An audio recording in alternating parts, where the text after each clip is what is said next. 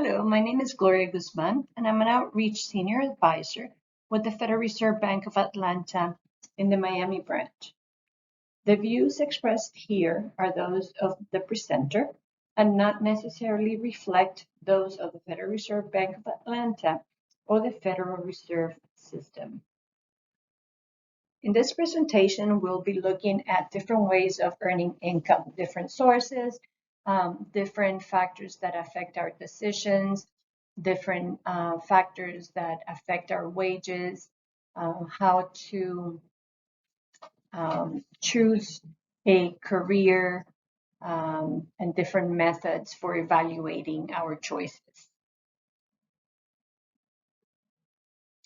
This is a chart from the BLS, the Bureau of Labor Statistics, that shows that education pays. And what this shows is the higher your education attainment, the higher wages and the lower unemployment rate that you will experience.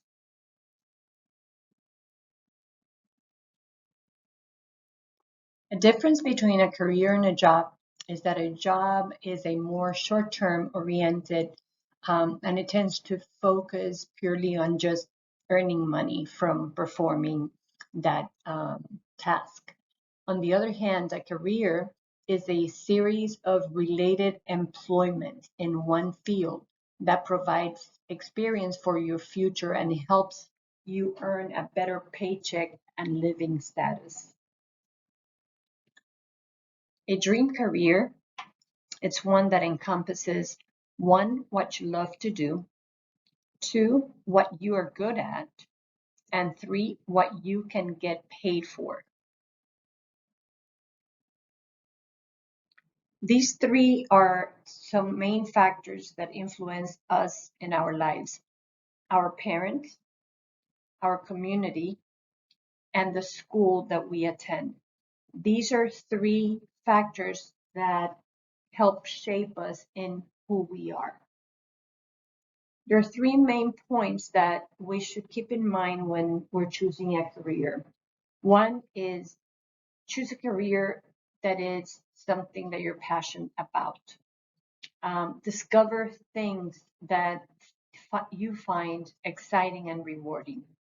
Number 2 is how much does it cost? The financial commitment that will go into the career, and consider comparing costs and finding different ways of paying for the cost of education.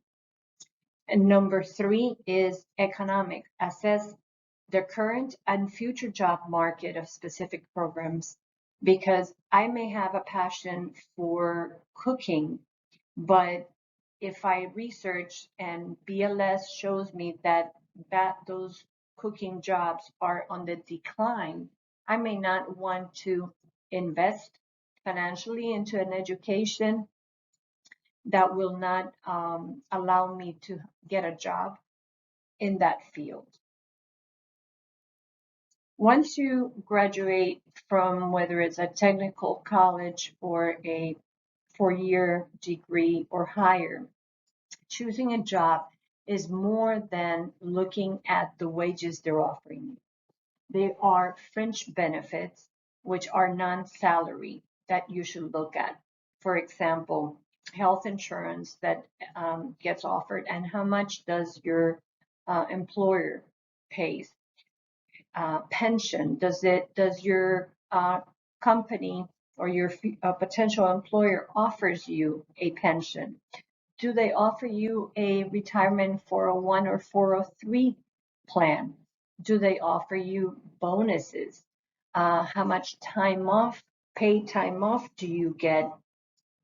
How much vacation you get? Benefits that adds value to you, to your life, to your family, to your beliefs. How about coworkers? How the relationship with the coworkers? How creative can you be? Are you working independent, or are you working under someone's supervision and microscope? Does it fit my personality? Does the a company believes in what I believe, likes and represents things that I would be proud of. Company values, flexibility. How flexible are they? Can I have a flex work week, for example, if I need to work 4 days a week? And then what type of balance do they offer me between life and work balance? So much information may be hard to place in order. So one of the things that I suggest is ranking what you feel and value as being most important factors. Non-salary, non-wage benefits, and list them by importance. And then once you have that, then you're able to match the company or your employer that meets most, if not all, of your top choices. Once you have ranked those benefits or things that you value, then you can create a matrix. You put the values that the 5 top choices across the top, and those are your criteria. And then on your column to your left of the form I'm going to show you next, you place the different companies. And then the one company that completes or gets close to completing or meeting your criteria, that would be the best decision for you to take. Here's the decision-making grid that I was talking about and how it looks and how you will be filling out the different criteria, and then on the column to your left, the alternatives or the list of potential employers. As I mentioned before, you want to make sure if you're going into a new field or your students, for example, that they do get into a field that has potential of growth.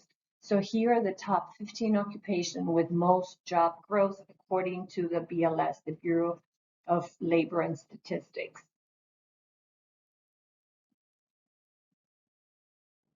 So every time we make a choice, there are trade-offs, right?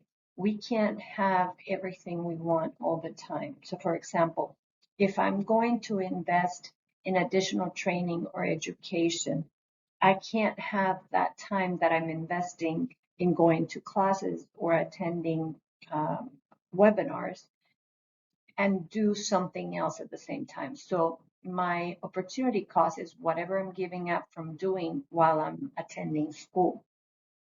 There are also financial trade-offs. I'm spending money that if I didn't invest it in my education, I could have had immediate gratification by using it to buy something else, let's say, or to go out to eat or to go on vacation.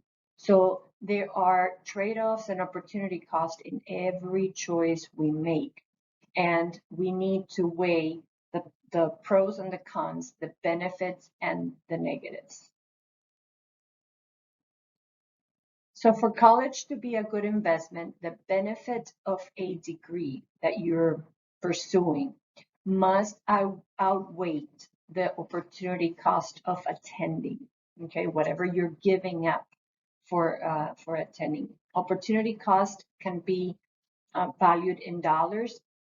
So for example, the tuition, including fees and books, any other expenses related to education, and then your opportunity cost would be the money that you did not earn or stopped from earning because you went to school.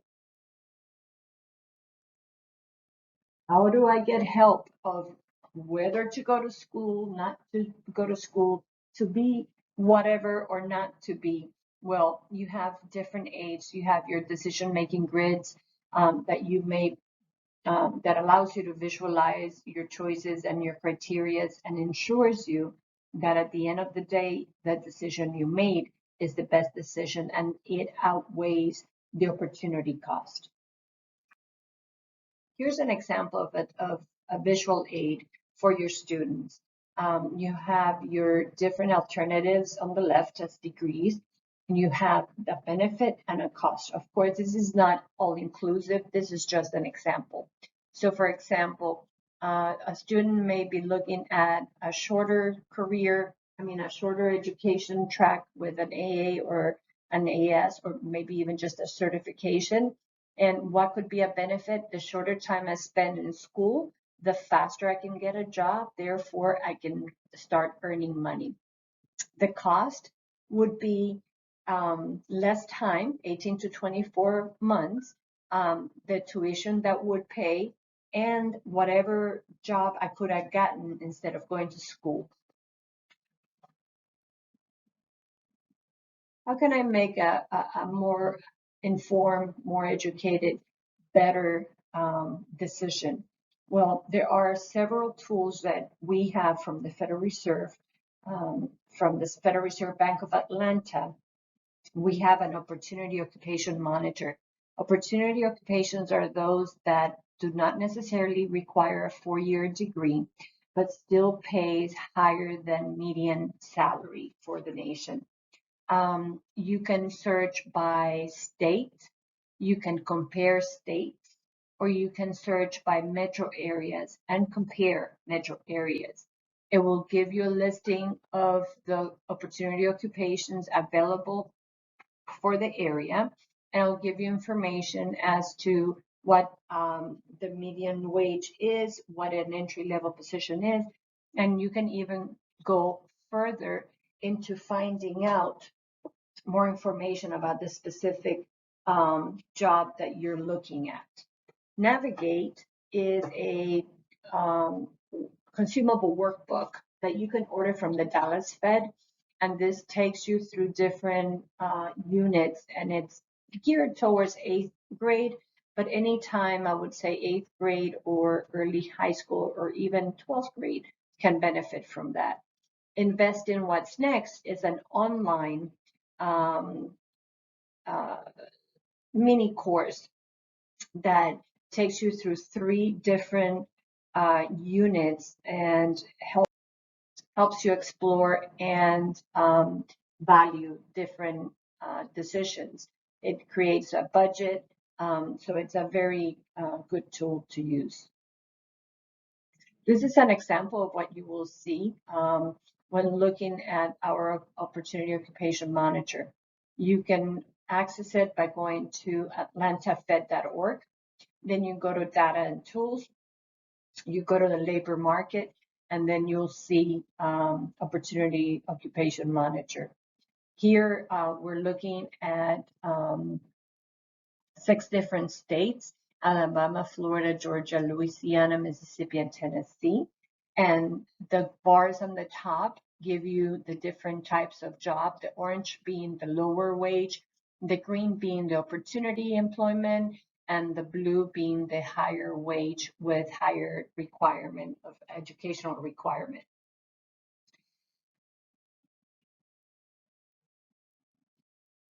Here's a one-shot look at Invest What's Next. It goes through the 3 different units that I told you. The first one is explore my options. The second one is budgeting. And the third one is evaluating your plan. And here's the consumable workbook, Navigate, from the Dallas Fed. Next, we're going to analyze different reasons for salaries and wages and how it's determined by the labor market. So the labor market is like any other market. There's a demand, which is the employers, and the supply, which we supply it as the workers. A greater quantity of labor is demanded at lower prices than at higher prices. That is, in the labor market, employers are willing to buy more hours of labor at a lower wage than higher wages. Although employers who demand labor prefer lower wages, the workers who supply the labor prefer higher wages. Workers are willing to supply a greater quantity of labor hours. That is, they are willing to work more at higher wages than at lower wages. Besides supply and demand, you also have different um, things or factors that would make a difference on the wage level. For example, the skill sets that the workers bring and how it matches what the demand is, what the employers want. Also, location of the jobs make a difference. Compatible wages constitute, without a doubt, the most widely used wage determinant. They represent the way in which organizations achieve the compensation goal of being competitive. Productivity is a result of the application of human and other resources. As such, it is a prime determinant of the ability to pay. If production increases in the same proportion as wage cost, labor cost per unit remains unchanged. If, however, an increase in the wage level is not matched by a proportional increase in productivity, then labor cost per unit rises. At some point, this mismatch runs the risk of exceeding the employer's ability to pay. Although productivity is not widely used as an explicit wage level determinant, it is always present in the form of the effort bargain. If the employer gets more output for each unit of input, the organization's ability to pay is increased. For this reason, productivity deserves some discussion as part of the concept of ability to pay. Changing economic conditions can have a rapid change in demand for certain skills. This creates a shortage of available workers with those skills, as supply does not change as rapidly. And such change occurs when interest rates fell and most homeowners elected to refinance their homes, on top of coinciding with high sales of homes. This created an immediate high demand for mortgage loan processors. Organizations were faced with rising wages for these workers, far above equivalent to their job in their organizations. Furthermore, organizations engage in training people for these jobs. Then two things happened. First, the supply began to catch up with the demand, and then the real estate market slumped and interest rates went up, meaning the demand for mortgage loan processors fell, leaving organizations with a group of overpaid employees. Skill and education. Higher demand for educated workers and more people going to college result of this trend is creating an hourglass-shaped workforce in which the middle class is being squeezed out, leaving a large group of highly trained workers at the top of the labor market and another large group of unskilled workers at the bottom of the market.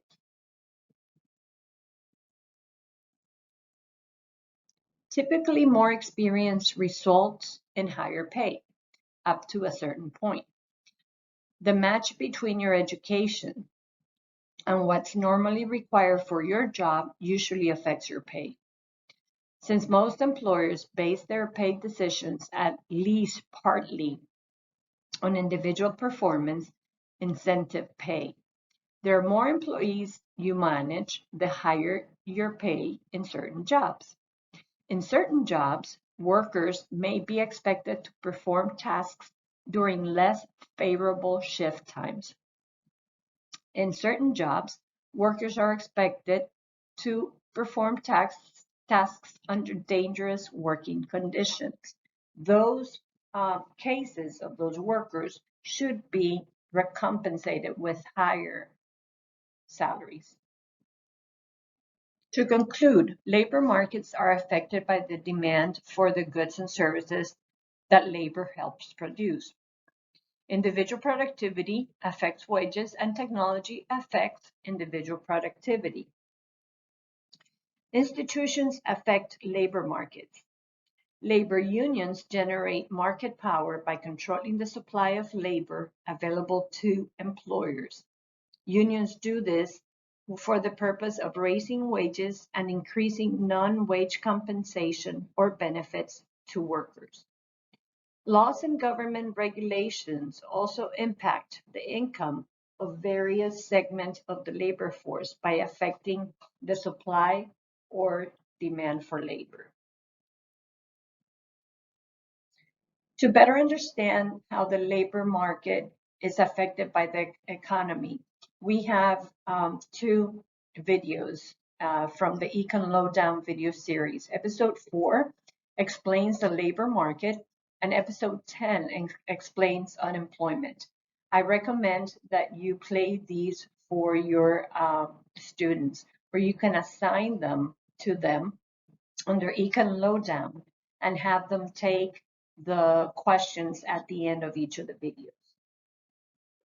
Some other factors that are not specifically the supply and demand part, but it does affect supply and demand, are the following. Immigration.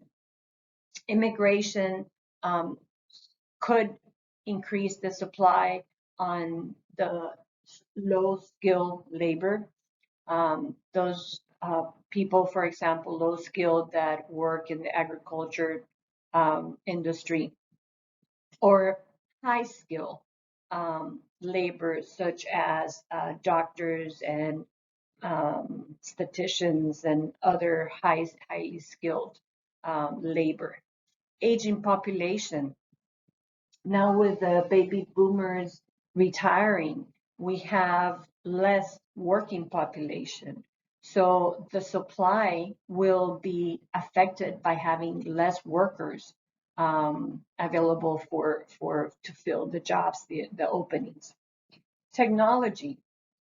Technology can make some jobs obsolete or cut back on the number of people needed to produce a good or service.